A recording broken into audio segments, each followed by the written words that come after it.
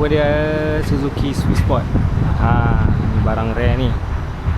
Ada kompetitor Kita tengok kat luar dia design macam mana. Tayar dia pakai 16 Yokohama Advance A13. Not bad lah weh, not bad. Comel lah tayar. Macam Frank lah tayar dia.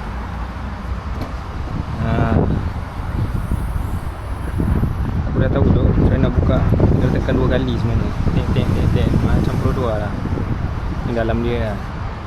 Bonet dia boleh tahan lah dalam juga. Macam IV lah aku rasa. Kan? Okay lah. Swiss Sport tu. Untuk dalam dia, belakang dia. Pintu semua buka macam ni. Macam Frank.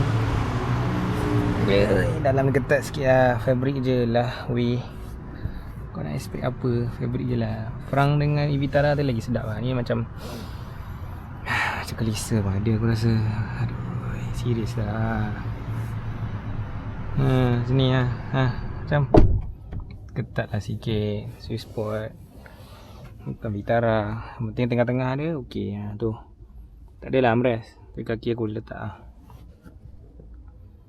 Macam okey tak? Boleh lah tu. Kat belakang ni kau memang nampak ni je lah. Biasa tu. Kat depan jom.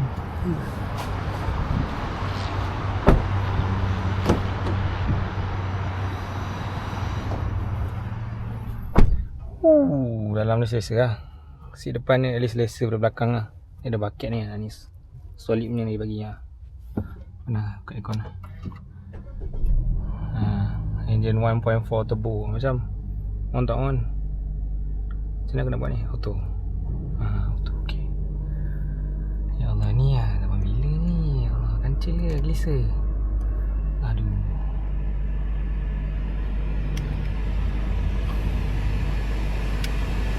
Sikit tak rasa.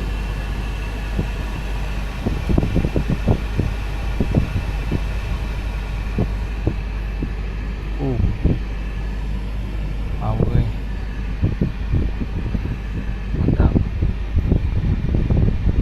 Lihat dalam ni. Steering dia pergi sampai 260. Macam best kalau cuba ni kan. Tapi masalahnya dia orang kata dah tinggal 10 unit. Dia nak habis lah Suzuki Sport ni 1.4 turbo ni. Mungkin yang datang hybrid ke apa, aku tak sure. Yang pasti kalau korang nak, korang cepat-cepat datang sini. Suzuki Petaling Jaya Swiss Sport, okay. 1.4 turbo dah tak banyak tinggal. Kat sini tinggal 10 je. Barang rare makin rare lah nampaknya. Itulah cerita dia. Ni guys, Grab cepat-cepat.